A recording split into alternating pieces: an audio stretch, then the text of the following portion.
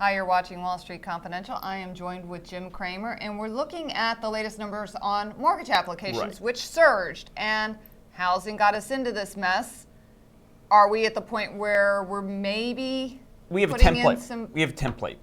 When housing declines 40%, okay, in pricing, and mortgage rates go to 5, you begin to get, even with people who are having trouble getting a down payment, because the pricing come down so much, the down payment would have been the same as it was in the old days. Right. So what I see happening is that, and this is very unheralded, and they don't want to talk about it. I got some information from the National Association of Realtors that you've got a permit stoppage. There's no new permits. Permits are the way you judge what's going to come. What's coming? There's no new permits in the West, okay, where it's hardest hit.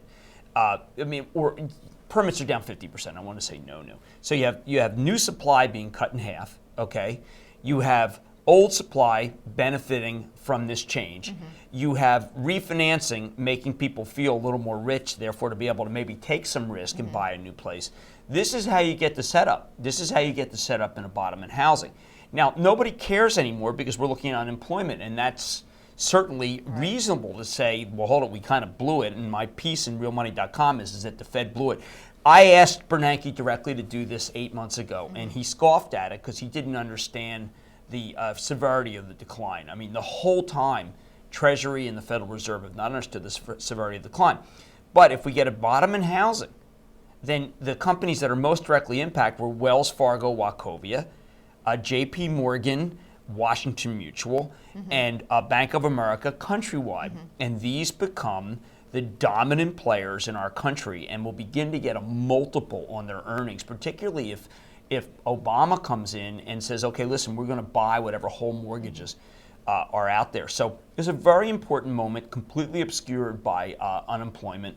Let the market come down. Right. Let the unemployment number be bad, and then focus on this. And you've always maintained that people will still buy houses. People still move. Price. Well, there's 860,000 every year. There's 860,000 household formations. Steady. We hear numbers that are 1990 numbers or 1983 numbers, but that was when our country was 280 million instead of 310. One other hidden factor: immigration will come back under Obama. The areas that are most hard hit were areas that were dominated by immigrant buyers. It's not going to be easy to get a mortgage, but there is certainly demand.